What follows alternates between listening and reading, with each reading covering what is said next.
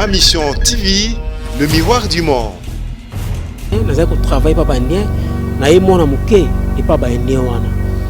Et na sala bango na koloba ko banda avant pillage tena moya lelo na 26 ans na totaliser na bandien oyo. Mais bandien degré banyoko lingai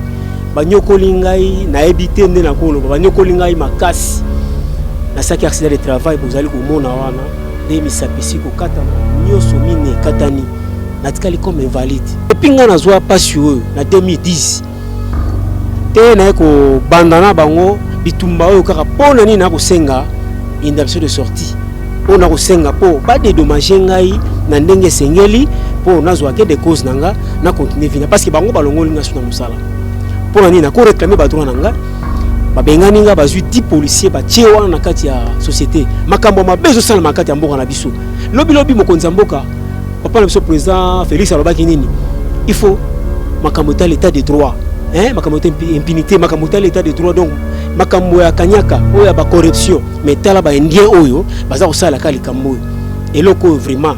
na ke ko funda na aner to na funda aner ko qui na ko raison gain de cause bango ba préférer bazwa $80,000 ba pesa ba directeur à aner pour na ko signer 5 documents na $2,000. Est-ce que bino ba congolais boko ndima ki mutu ndima $2,000 akata na boandi ma $2,000 nyoso eza corruption na kei na parquet général na cour de cassation kuna ta na kei mokonzi wazali bongo procureur général de la république papa na biso Kabange Numbi oya za na cour de cassation ayambingai azu dossier apesi yango na avocat général mama pe na tourner tango azu dossier apesi na ba magistrat o bazala ki pona kolamba dossier balanda yango na ndenge sengeli mundele la kei a corrompre bato wana. Donc il a bénéficié de l'ogoti. À ça dépensé $140,000 dans ma camotali corruption. Il y a dossier au les appels sabatrité. Sangai nazwa na sombata nesika esika ne fiske na vanda na bana abinga na rozolo côté. Na kitana mata na zolo côté, na ki ne funu presse na lingi abi justice à Congo. Justice à Congo eza na poche na. Ngai pe congolais. Ah on a mboka na ngala Kinshasa na Congo. Tala na katani excellence. Bon vraiment. Et pas indien, on va se évacuer librement. On va soutenir par un député national. Député national, maître Marcel Azouri. Oui, à PPRD. Nous avons protégé les Indiens. On a 3 directeurs à aner. Ma mission TV, le miroir du monde.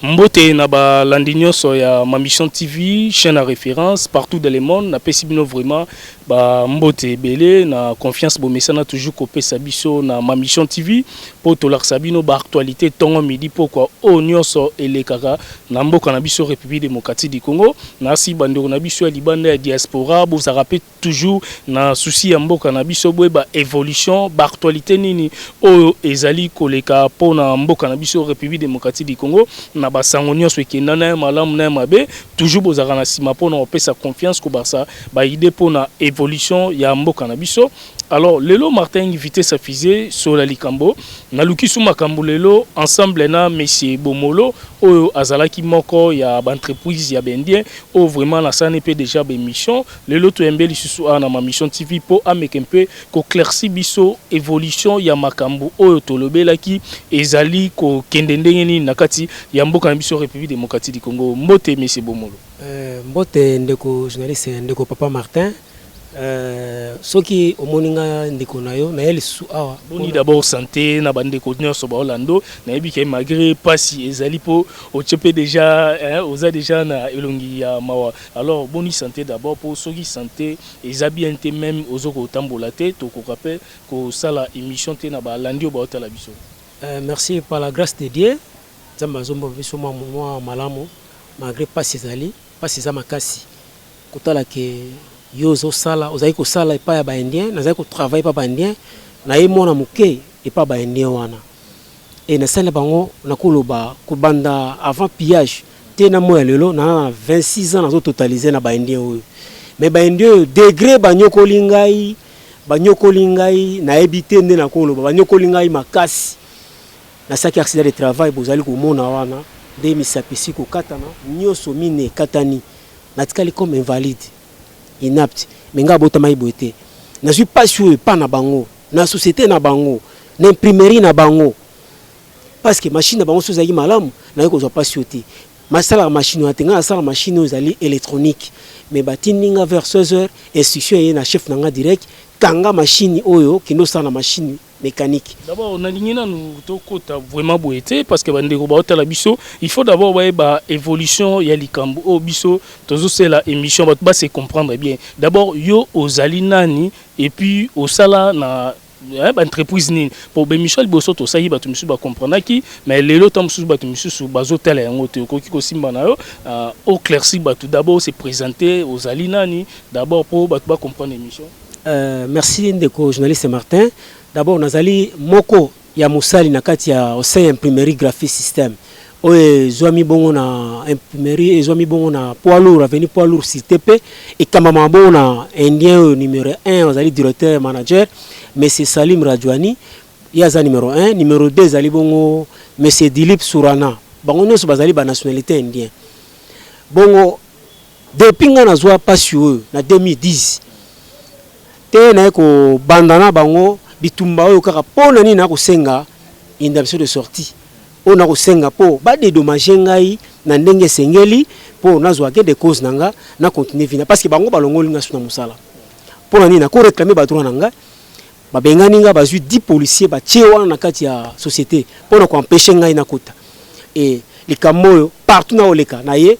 corruption so kebo afuti mbongo au moment na zolo ba awa na oloba awa ba congolais bande ko nanga bozolanda botala ndenge makambo mabezo sala makati ya mboka na biso lobi mokonza mboka papa na biso président Félix alobaki nini il faut makambo ta l'état de droit makambo ta impunité makambo ta l'état de droit donc makambo ya kanyaka oyo ya ba corruption loko mokonza mboka boy na kati ya mboka yango wana mais tala ba indien oyo baza ko sala kali kambo eloko vraiment na ki ko funda na aner ton na funda aner ko un qui na kozwa raison gain de cause bango ba préférer bazwa $80,000 ba pesa ba directeur à aner pour na ko signer 5 documents na $2,000 est-ce que bino ba congolais boko ndima ki mutu ndima $2,000 akata na bwandi ma $2,000 nyoso eza corruption et kotika wana na kei na parquet général na cour de cassation kuna ta na kei mokonzi wazali bongo procureur général de la république papa na biso Kabange Numbi oyo aza na cour de cassation ayambi ngai azwi dossier apesi yango na avocat général mama pe na tourne ntango azwi dossier apesi na ba magistrat oyo bazalaki mpona kolamba dossier oyo balanda yango na ndenge esengeli mundele akei acorrompre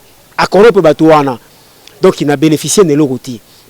mpo na ye na minute oyo nazoloba asa dépensé $140,000 na makambo etali corruption ya dossier oyo apesa ngai nazwa nasomba ata na esika nefiske navanda na bana eloko te ye azo préféré ke akinda kokomvora pele kaka kobebisa mbongo so ofundi waki apesi mbongo ofundi waki aputi mbongo abinga na kozwa eloko te nakita na matano zwa eloko te nakende funu place na lingi abi justice ya Congo eza na poche na azali indien aza indien bazali ngai aza congolais nasaka meme mona mboka nakosouffrir boye te au moment nazoloba ndeko Martin nazola na l'église et père de famille papa ya bana 9 nazola na kati ya église nazala esika kolala te babisinga na ndako place na ola na bana naza ko souffrir la façon moko nazoloba ba congolais bo landa ngai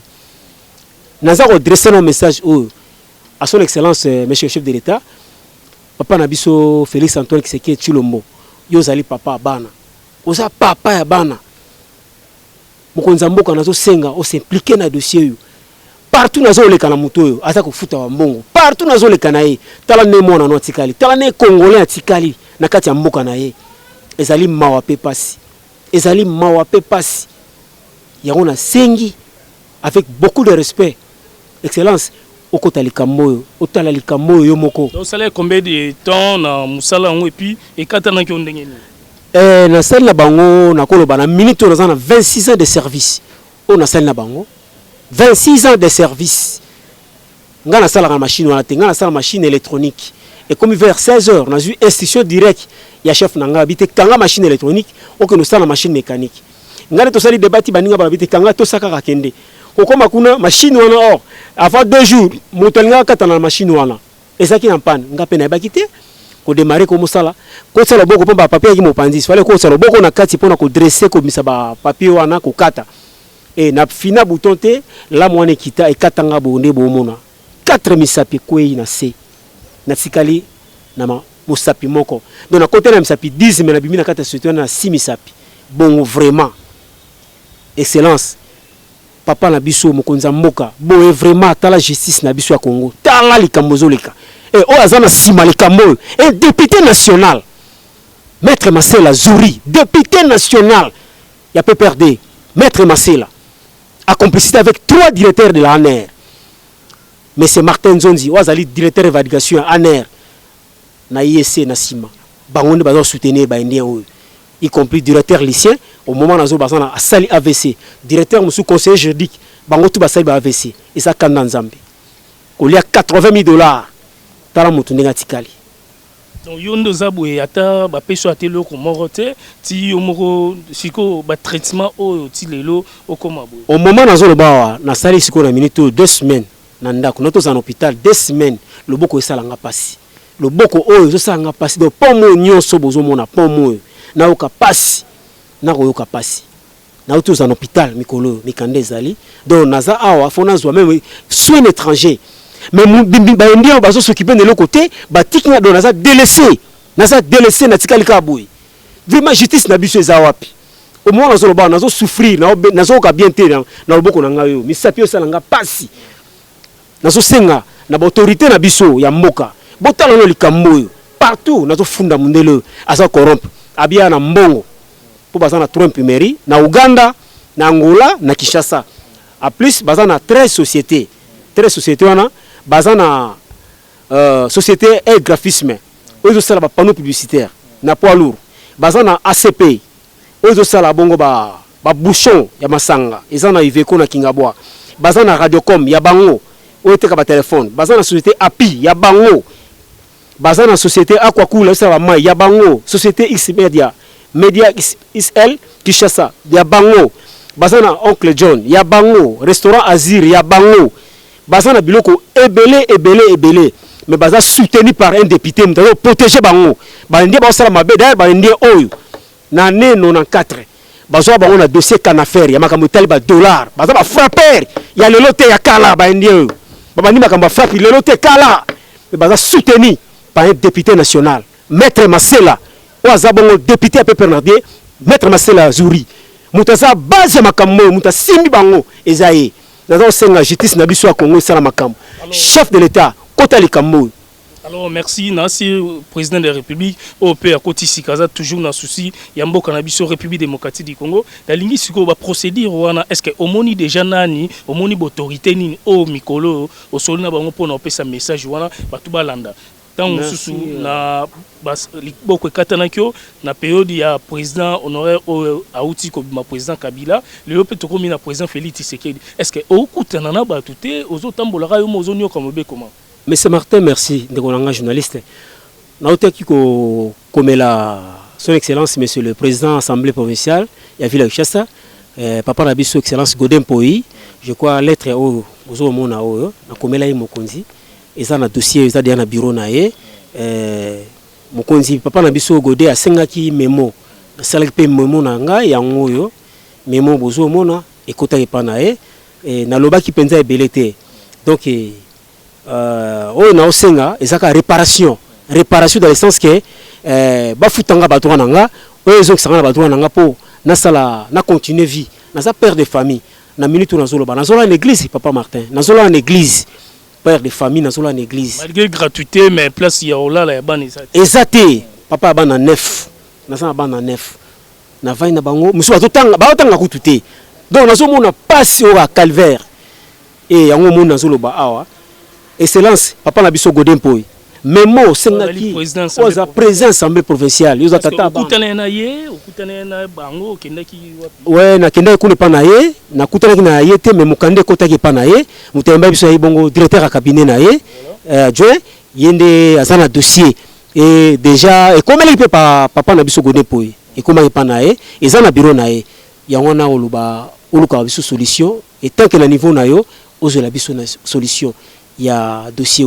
vraiment excellence. Talanga mona yoza pasteur, yoza mosali nzambe. Talanga likambo kata bana boy.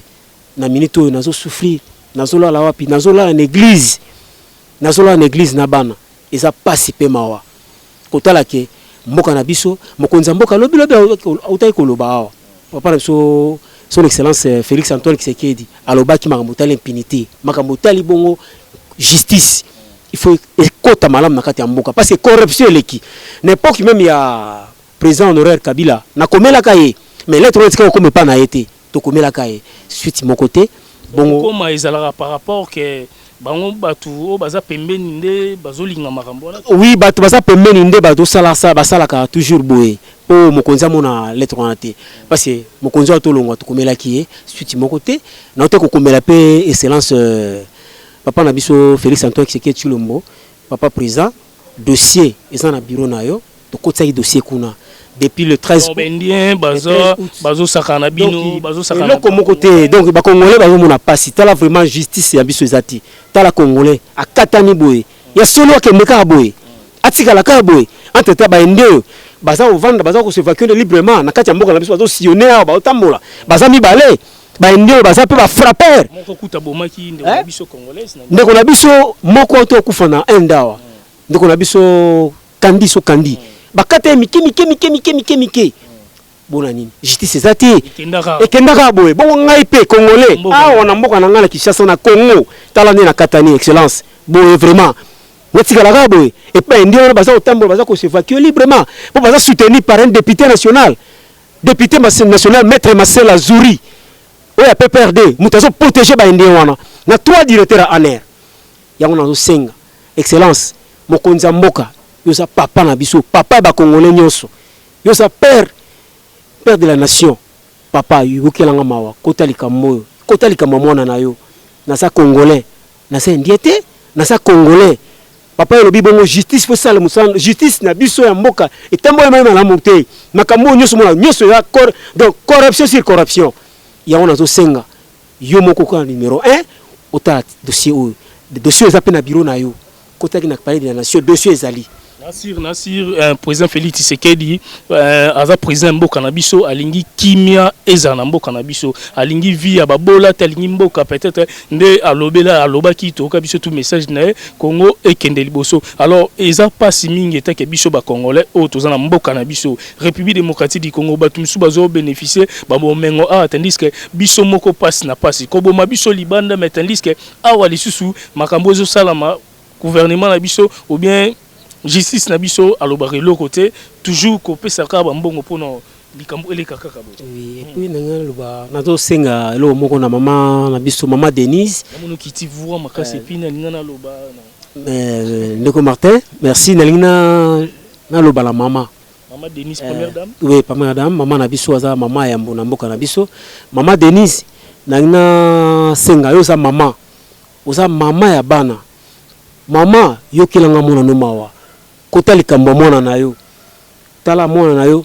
asa papa ya bana nef na minto na zoloba tozola na église na ngana bana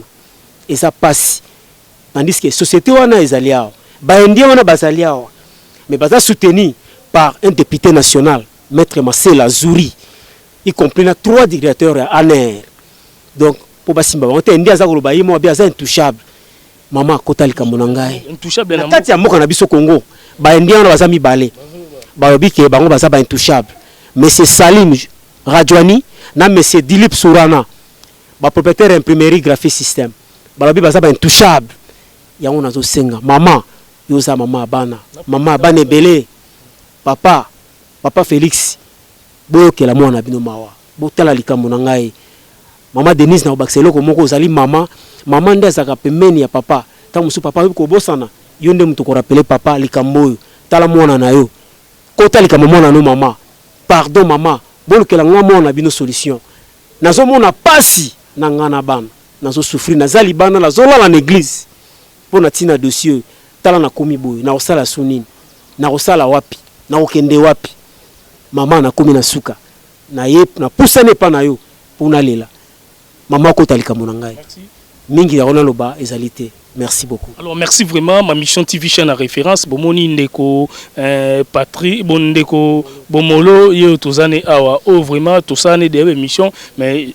suite ezozala te ya bamakambo en tout cas esalinga pasi même na plateau awa na ndenge ndeko responsable mukolo na ajoye azonyokwa maboye po toujours bana balia esali vraiment passe alors oza mboka na biso République démocratique du Congo l'étranger bozoya po bobaksa implice tantôt o ezate boye bobakisi mais ezate ke po boboma ba congolais po bonyokola ba congolais osali mutu mabe ndima leka liboso loba non na sala ki mabe na ndimi no sala boye na sala boye comme ça nde batu ba progressera donc même na bamboka mindele batu ba logique eza makasi to mona batu bana ba droit na bango okosala mutu mabe te biso karabwe na ba pasi ya boye nde kwa zate na différenté an eloko te o ok pesa pe batu allié ça po balobelela mais tandis que indien intouchable osala onyo solingi alors message comme li ba konza mboka na biso na si mboka na biso le République démocratique du Congo to on a besoin changement ezala matalité na biso ezonga ba congolais po mboka ekende liboso mutu arosara na biso te déjà misu efungami na kati ya République démocratique du Congo na si message opesi et comme li ba konza mboka et comme li autorité mboka na sur quelque chose vraiment ekosalama na tant que mboka tona souci ekende liboso na lingi opesa numéro de téléphone au plus 243 na bandeko tout au baotalo partout dans le monde. Merci ndeko Martin. Numéro na ngai ndeko ezali boye 082 160 plus 243 plus 243 82 160 58 15 plus 243 82 160 58 15 plus 243 903 70 65 72. On a répété plus 243 903 70 65 72. Alors merci wana monsieur Bomolo autosane émission na Mambition TV na si bande ko tout ba Holanda biso ba Pablo Sita l'économiste ba Guy Mingele maman Anto Aluta partout dans le monde ndebo mesana ko pesa confiance na Mambition TV ndeko yo bo sungara mutote so akufi ndebo jibo tinditno même na mabondeli na ba prière na ba conseil bo benga bo sunga ndeko et ça la bien numéro de téléphone ya ngwana alors merci na Mambition TV na bande ko to bo wa diaspora bo toujours na souci mboka na biso bo EDP bande ko na biso ba Congolais, oh, vraiment, comme il y a un problème, vous avez toujours branché dans Mambition TV, chaîne à référence. Merci, monsieur Bomolo. Nous avons confiance, nous confiance pour tous nos émissions, tout leur ça, preuve, oh, il y a un logo qu'on a éclaté. Merci, Ndeko Martin, vraiment merci. Na sepeli makasi, Nzamba Bakselabino ebele. Na ndenge bosungingai, kuleka nanga na plateau na chaîne na bino. Vraiment merci mingi. Et merci na mokonza mboka, papa na biso. Excellence Félix Antoine Tshisekedi Tshilombo Nzambe apeso mikole belé abakisela mikole belé excellence po na yebike yo zala bongo na minute ozala kola espoir na biso ba congolais pe espoir ya jeunesse congolais vraiment tokolemba te pona otiko na prière et kota likambo ya mona na yo kota likambo ya ndeko na yo kota likambo ya mona no congolais parce que yo zali numéro 1 na kati ya mboka na biso Congo et na yebike okokota likambo mana Denise okota likambo. Merci. On a mon aki ya kobloba mukeza kinanga yango wana. Alors merci vraiment na Bibi Kapinga la bellissima, merci na bandeko tout, merci na Voldi au hasard si ma caméra, bozala brancher na Mambition TV Martin Engi invité sa fusée sur la Likambo, numéro WhatsApp ya wana, Facebook ezali Martin Engi, bobenga toza toujours na ba contact poto sola, évolution ya mboka na biso République démocratique du Congo, bientôt là to kota na ba communion so na ko banda ko sala ba émission na ba bourgmestre, ya ba chaque commune, ya Kinshasa na biso bo mona ndé na ndosana ba bourgmestre ko kenda na ba maison communale ko yamba ba bourgmestre ko sana bango pona opesa message pona population ya République démocratique du Congo to robeta ma sola ba érosion to robeta ma sola salité pona mboka na ville de Kinshasa to robeta pe ma solo pona ba marché ba wenze o ezala ozo pesa bo soto ba maladie na kati ya ville de Kinshasa biso donc émission e kozala na chaque commune to bando tambola poto zwa évolution et puis message ya ba bourgmestre ya commune de Kinshasa na capitale ya Kinshasa et puis na commune ya Kinshasa pezali commune ya Kinshasa ba commune ya Lingwala ba Barumbu ba commune eza tellement ebelé ba matete ba masina to kota partout pour nous sala ba interview na ba bourgmestre. Merci Mambition TV chaîne à référence. Mambition TV, le miroir du monde.